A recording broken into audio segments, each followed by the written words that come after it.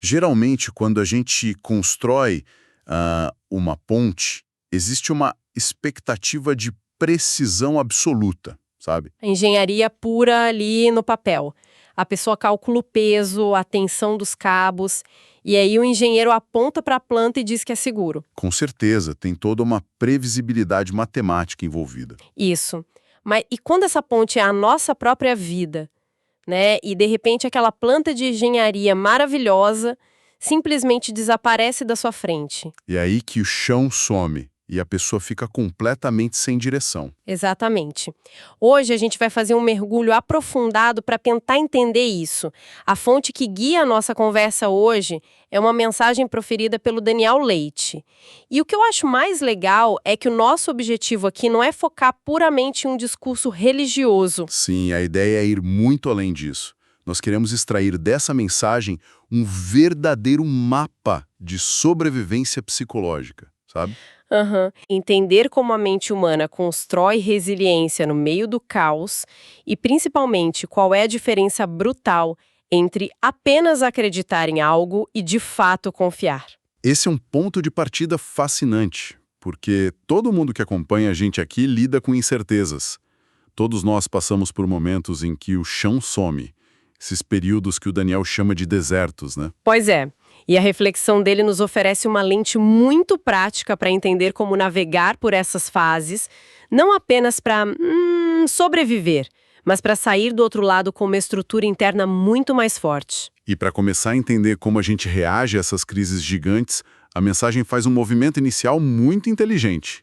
O autor disseca a anatomia da confiança a partir de coisas muito mundanas, do dia a dia mesmo. Ele tira o conceito do abstrato e traz para nossa rotina. Antes de falar de grandes crises existenciais, o Daniel aponta que a confiança é o motor invisível de absolutamente todas as nossas relações. Sim, ele usa um exemplo super cotidiano que eu achei hilário. Tipo, alguém quer comprar um pneu. A pessoa não vai fazer uma pesquisa exaustiva na internet, ler manuais de borracha e testar aerodinâmica na pista. Nossa, não mesmo. Ninguém tem tempo para isso. Se um amigo chegar e disser, olha, pode ir lá no Wilson, ele é ponta firme, a pessoa vai de olhos fechados e compra o pneu com o Wilson. E o que explica isso do ponto de vista psicológico é a biologia básica do nosso cérebro. Nós somos máquinas de economizar energia. O cérebro está o tempo todo buscando atalhos de segurança. Na psicologia, a gente chama isso de heurísticas. Quando o Daniel aponta que nós somos seres relacionais, ele está mostrando justamente que a gente precisa dessas referências externas. Tipo a indicação do amigo para o pneu. Exato. A gente precisa dessa indicação para dar um passo no escuro sem ter um colapso de ansiedade. O cérebro precisa relaxar. Faz todo sentido, e isso é tão poderoso que acaba sendo usado contra nós o tempo todo, sabe? Ele menciona, por exemplo, o mundo das vendas e até o universo dos hackers. Sim, as táticas de persuasão. Isso. Ele fala da técnica de rapport nas vendas, onde o vendedor começa a espelhar os movimentos do cliente, o tom de voz, a postura, ou os hackers, que mandam aquele link simulando perfeitamente o e-mail de um banco que a pessoa já conhece. Pois é. E a gente cai porque operamos à base da familiaridade. Quando o cérebro identifica um padrão conhecido, ele simplesmente abaixa a guarda imediatamente. É quase automático. Totalmente. Mas olha, o mais revelador aqui não é como a gente cai em golpes. É o paradoxo bizarro que isso cria. Como assim? Pensa comigo. Se nós entregamos a nossa confiança tão rapidamente para um vendedor simpático ou para uma indicação de oficina mecânica, por que a gente tem uma dificuldade tão paralisante de confiar quando o cenário envolve o nosso próprio crescimento? Nossa, verdade. Ou quando as garantias são invisíveis, sabe? Por que é tão difícil confiar no sagrado ou no próprio processo de amadurecimento? Eu fiquei com essa exata dúvida na cabeça lendo o material. É como se a confiança fosse tipo o Wi-Fi da interação humana. Gostei dessa analogia. A gente não vê os dados voando pelo ar, não dá para tocar. Mas quando o sinal cai, nenhuma relação para de pé. Tudo trava na hora. É o famoso sem conexão. E falando sobre lidar com o invisível e com esse processo interno, o Daniel traz uma comparação muito boa e, confesso, um pouco dolorosa sobre a preparação de uma mensagem. Ah, a parte do brinquedo. Conta essa. Ele compara esse processo de se preparar para falar em público ou de se preparar para um propósito maior na vida àquele brinquedo antigo, o bate-bate. Aquele com as duas esferas de plástico duras presas por um cordão, né? Esse mesmo que fazia um barulho ensurdecedor. O Daniel diz que se preparar é como brincar de bate-bate. No começo, bate mais no braço de quem tá brincando do que faz barulho de fato. E dói pra caramba. Mas por que exatamente o processo machuca o mensageiro antes de chegar ao público? Qual é a sacada dele aí? A sacada é que articular uma verdade exige que você confronte as suas próprias hipocrisias primeiro. Quando a pessoa se propõe a falar sobre resiliência, fé ou confiança, a vida dela é colocada à prova. Então o hematoma no braço é, na verdade, o desconforto interno. Exatamente. É o desconforto intelectual e emocional de olhar no espelho e perceber onde a sua própria teoria ainda não virou prática. A confiança naquilo que está sendo construído precisa ser muito maior do que a dor de ser moldado pelo processo. Cara, isso é muito forte. E é exatamente aí que a mensagem faz a distinção mais importante de toda a nossa análise hoje. É onde a teoria esbarra com tudo na prática. A diferença entre ter fé e ter confiança. Isso. No senso comum, no dia a dia, a gente usa essas duas palavras como se fossem sinônimos, né? Mas o Daniel separa as duas de um jeito muito cirúrgico. E como ele define isso? Ele define a fé como a convicção interior. É a teoria. Ele baseia isso no texto de Hebreus 11, sabe? A certeza daquilo que não se vê. Mas a confiança... A confiança é um bicho completamente diferente na visão dele. Essa distinção fica muito clara quando a gente olha para a raiz da palavra que ele resgata no texto original em hebraico, a palavra batat. Batat. O que significa exatamente? Não é apenas ter um pensamento positivo ou acreditar que vai dar certo. Significa literalmente sentir-se seguro e despreocupado porque alguém maior sustenta a situação. É a ação de descansar plenamente. Então a fé é na mente e a confiança é na prática. Perfeito. A fé é a convicção e a confiança é a entrega contínua, mesmo quando o mapa inteiro está apagado na sua frente. Para nossa audiência visualizar isso de um jeito bem prático, eu pensei no paraquedismo. Ter fé é ler o manual do paraquedas, inspecionar as costuras, ver os cabos e acreditar racionalmente que aquele pedaço de tecido vai desacelerar a queda. É saber que o equipamento funciona. Mas confiar de verdade é pular do avião, é dar aquele passo no vazio. Essa imagem é perfeita para explicar o bloqueio humano. Porque uma pessoa pode ter uma fé inabalável nas costuras do paraquedas e ainda assim entrar em pânico na porta da aeronave, agarrada na lateral, suando frio sem conseguir saltar. Pois é, o conhecimento tá lá, mas a coragem não. E é por isso que tanta gente trava na vida profissional, nos relacionamentos ou na vida espiritual. Elas têm a convicção, elas sabem o que é certo, mas elas hesitam na hora de delegar o risco. A confiança exige uma vulnerabilidade que apavora a nossa mente controladora. A gente vê isso acontecer o tempo todo. A mensagem lembra daquela história clássica do apóstolo Pedro andando sobre as águas. Pedro tem um ímpeto da fé e dá o primeiro passo fora do barco. Ele pula do avião, digamos assim. Pula, mas no momento em que ele olha para o vento e para a tempestade ao redor, o cálculo lógico entra em cena de novo. Ele tenta retomar o controle da situação, desconfia de tudo e, claro, afunda. A desconfiança simplesmente desliga a fé na mesma hora. É automático. A gente perde o foco do sustentador e olha para o problema. E o Daniel dá um exemplo da própria vida sobre isso, que é bem legal. Ele menciona uma pessoa chamada Rafael, que precisava decidir se deixava o Daniel pregar ou não em uma ocasião. Como foi isso? Ter a fé de que o Daniel tinha um chamado era uma coisa para o Rafael. Era acreditar na teoria. Mas a confiança verdadeira foi o Rafael correr o risco, entregar o microfone na mão do Daniel e lidar com as consequências, fossem quais fossem. É o pular do avião, de novo. Mas a grande questão que surge quando a gente entende isso é como é que a gente para de apenas ler o manual na porta do avião e efetivamente cria coragem para pular. Essa é a pergunta de $1 milhão. Pois é. E a resposta que o material traz é super desconfortável. Essa musculatura da confiança só se desenvolve em um lugar específico, o deserto. E quando a gente fala de deserto aqui, não é só uma metáfora mística ou distante. Pensa em quem está escutando a gente agora e acabou de perder o emprego de uma década. Ou que está tentando reconstruir a vida depois de um divórcio traumático. Isso é o deserto absoluto. É onde o chão some. O Daniel mesmo relata um deserto brutal que ele e a família passaram com uma mudança geográfica de cidade. Ele usa a imagem de uma prensa. Sabe prensa de azeitona? Nós somos colocados na prensa e espremidos, mas não para sermos esmagados. É o amassamento que faz gotejar o azeite, né? Exatamente. A pressão do momento é o que extrai o valor real que estava escondido lá dentro da gente. É a transição forçada do conforto para o crescimento. O deserto tem esse papel de arrancar todas as nossas muletas invisíveis. E para não enlouquecer durante esse amassamento na prensa, o Daniel compartilha uma metodologia que ele mesmo criou no isolamento. Uma ferramenta prática? Sim, um acrônimo chamado CCPD.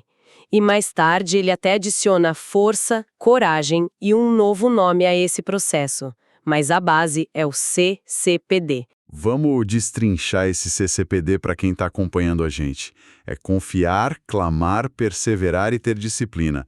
Bom, a gente já falou bastante sobre confiar, que é a base de tudo. Mas e o clamar, com a letra C? Por que clamar é um pilar da sobrevivência psicológica? Olha, porque clamar não é apenas chorar passivamente no canto, sabe? Clamar é a vocalização do desespero. É pedir ajuda de forma ativa, colocar a voz para fora. Não é embudir o choro, então? Pelo contrário, psicologicamente falando, quando você guarda o caos emocional só para você, ele te devora por dentro. Ele distorce totalmente a sua realidade. Clamar é externalizar a dor, seja direcionando isso a Deus ou a uma rede de apoio. É o que impede a pessoa de implodir. Nossa, faz todo sentido. E o perseverar entra logo depois, na letra P, porque o clamor te dá aquele alívio inicial de botar pra fora, mas a jornada continua. A crise não acaba na hora do grito. Perseverar é entender que o deserto não vai sumir como num passe de mágica só porque você pediu. É ter a estamina para continuar caminhando um dia após o outro, mesmo quando a adrenalina da crise já passou e fica só o cansaço. Agora, o que me pegou de jeito e me deixou muito intrigado foi a última letra, a letra D de disciplina.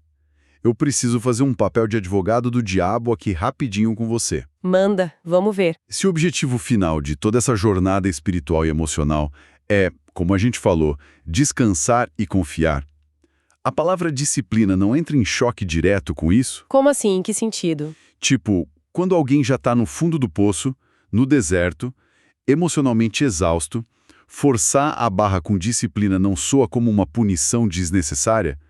Não vira um peso a mais para carregar? É uma tensão muito real mesmo. Parece super contraditório num primeiro olhar, mas a chave aqui é entender a definição dele para essa palavra. A disciplina nesse contexto não é sobre forçar um resultado na base do esforço físico absurdo ou tentar controlar o incontrolável. Não é sobre ser o funcionário do mês no deserto. Exato, não é disciplina de performance militar. A disciplina aqui é uma âncora. Quando tudo ao redor está caótico, a nossa mente quer espirar lá para o desespero. A disciplina entra para manter a constância. Mas mesmo assim, a disciplina de manter hábitos ou atitudes não vira a receita perfeita para um colapso de burnout. Ah, eu estou num furacão, mas tenho que acordar sorrindo. Seria se fosse baseada na sua própria força bruta. O Daniel usa uma história brilhante do líder Josué para explicar esse tipo de disciplina emocional. Ah, a história da derrota em Ai, né? Isso! Eles tiveram uma derrota militar completamente inesperada na cidade de Ai, tudo por causa de um erro oculto de um cara lá, o Acã. E o Josué, que era o grande general inabalável, simplesmente desmorona. Ele entra em pânico total, cai com o rosto no pó, começa a criar 1000 cenários catastróficos e até chora dizendo que teria sido melhor nunca ter saído de onde eles estavam. O cérebro dele entrou num curto-circuito pesado. Exatamente isso. O cérebro entra naquele modo do pior cenário possível, a famosa catastrofização, e a resposta que o Josué recebe de Deus não é um afago gostoso na cabeça, é uma ordem direta e reta: levante-se. Nossa, É quase um balde de água fria. Mas é necessário. A disciplina da confiança não é ser um soldado de chumbo que não sente dor. É a escolha diária, que dói muito, de não se permitir ficar prostrado no chão dramatizando a derrota. É ter a disciplina de levantar a cabeça, olhar para o problema real e lembrar quem está no controle da situação. Então é a disciplina de redirecionar a própria atenção. Não focar no próprio braço, mas no que sustenta a estrutura. Se a gente não tem essa disciplina mental, a gente acaba caindo na armadilha de virar o que o material chama de vulgos. Os vulgos, esse é um conceito fortíssimo da mensagem. Ele tira isso lá do livro de Números, no capítulo 11. Conta mais sobre essa parte pro pessoal. O povo de Israel estava no deserto, caminhando para a liberdade e estava recebendo o maná do céu, que era uma provisão diária, um milagre. Mas tinha um grupo acompanhando eles, um bando de desocupados, que a Bíblia chama de vulgos. E o que essa galera faz? Eles começam a reclamar do milagre todo dia e a chorar de saudade do Egito. Sim, a psicologia por trás dessa atitude é assustadora, justamente porque a gente faz muito isso hoje. Eles reclamam que sentem falta dos peixes, dos pepinos, das cebolas e dos alhos que eles comiam lá no Egito. O que eles estão convenientemente omitindo dessa memória nostálgica aí é o fato de que no Egito eles eram escravos. Eles eram chicoteados e forçados a trabalhar até a morte debaixo de sol. Exato. Mas por que o cérebro humano prefere a lembrança da escravidão ao invés de encarar o deserto? Porque a escravidão era previsível. Eles sabiam a hora que iam apanhar e a hora que iam comer cebola. O deserto, mesmo sendo o caminho para a liberdade real, exige confiar no invisível todo santo dia. É a dependência diária que incomoda. Trazendo isso para a nossa vida hoje, é a pessoa que volta para um relacionamento super tóxico porque a solidão de construir uma vida nova e saudável dá muito trabalho e é assustadora. Nossa, um exemplo perfeito. E o Daniel amarra isso com a ideia de quem procura a espiritualidade ou até o crescimento pessoal apenas como um balcão de negócios. Sabe aquelas pessoas que vivem atrás da terça do poder? A terça do poder. O que significa isso na prática do dia a dia? É aquela mentalidade de quem quer um benefício mágico. A pessoa quer um milagre financeiro, uma solução instantânea para a vida, sem ter nenhum tipo de compromisso ou relacionamento real. É querer o pão quentinho de manhã, mas não querer saber quem é o padeiro. Quer a recompensa sem passar pelo processo. E isso escancara a diferença enorme entre uma relação de consumo e uma relação de paternidade. E esse é o verdadeiro coração da mensagem dele. Pensa numa criança bem pequena. Ela se atira do alto de um muro, de olhos fechados, direto para os braços de um pai ou de uma mãe sem calcular a física da queda. Por quê? Porque ela confia profundamente no relacionamento que eles têm. Faz sentido, ela sabe que vai ser segurada. Os vulgos do deserto não têm essa intimidade construída. Eles só têm uma transação comercial com o sagrado. Então, se o maná atrasa 1 minuto ou se o sabor não tá lá, aquelas coisas, eles entram em pânico e querem voltar para os chicotes do Egito. E para ilustrar o avesso, o extremo oposto dessa mentalidade consumista, o Daniel compartilha uma história super pessoal, muito bonita. Sim, sobre a conversão dele. Isso. Ele conta que a virada genuína na vida dele, lá pelos 11 ou 12 anos de idade, não aconteceu num evento colossal. Não tinha show de luzes, fumaça e uma mega produção, sabe? Não era um espetáculo de consumo. Longe disso. Foi num culto de oração nas tardes de quinta-feira, numa igreja no bairro do Itapuã, lá em Brasília. Ele chegava cedinho com a mãe, num ambiente extremamente simples. Ele até brinca que tinha uns 2 teclados antigos tocando lá. E foi nessa simplicidade, sem distrações, que ele construiu essa intimidade e confiança de verdade. Sim, não havia nada espetacular para consumir ele naquelas tardes. Havia apenas a construção de um relacionamento. E é isso que sustenta nos desertos futuros. E essa mudança de foco de alguém que exige resultados imediatos toda hora para alguém que suporta o processo doloroso de ser moldado, que nos leva ao destino final dessa nossa jornada. Porque tem um propósito em tudo isso. Sim, tem um ponto de chegada. Suportar a prensa e atravessar o deserto aplicando aquele método CCPD não tem como objetivo final apenas criar um indivíduo super forte e blindado para ele mesmo. Pois é, a resiliência não é um prêmio de ego para você guardar numa caixa forte e ficar admirando sozinho no espelho. E aqui entra o conceito do transbordamento, o overflow. É a melhor parte. O material aponta um detalhe na narrativa de Josué que é simplesmente espetacular, de se notar. Lá no capítulo 1 do livro, quando Josué está assumindo a liderança de uma nação inteira no lugar do Moisés, ele está, compreensivelmente, apavorado. Com as pernas tremendo. E aí ele ouve do próprio Deus aquela instrução famosíssima, seja forte e corajoso. A mensagem ali era para segurar a barra dele, era para Josué não desistir. Mas olha só que incrível quando a gente avança um pouco no tempo. Lá no capítulo 10. Exato. Fala do capítulo 10. No capítulo 10, o Josué já é um líder experiente. Ele já tomou muita pancada no deserto. E ele está de frente para os seus próprios comandantes, e agora são os comandantes que estão completamente apavorados diante dos inimigos. E o que o Josué faz? Ele não faz um discurso novo. Ele abre a boca e usa exatamente as mesmas palavras que o curaram e salvaram lá atrás no capítulo 1. Ele vira para eles e diz: não temais, nem vos atemorizeis, sede fortes e corajosos. O ciclo da coragem se fecha aí. A força que ele precisou receber no seu próprio momento de pânico agora transbordou para encorajar os outros. O azeite dele curou as feridas dos amigos. A experiência de ser quebrado no deserto é o que dá essa autoridade autêntica na voz, né? Com certeza. Quando alguém que já foi amassado na prensa olha nos seus olhos e fala para você não desistir, isso tem um peso completamente diferente de ler uma frase motivacional genérica de internet. Não é teoria, é vida real. O próprio Daniel conta que a mãe dele estava enfrentando uma dor muito profunda com a família e ela acabou encontrando uma transmissão ao vivo de uma pessoa lá no YouTube.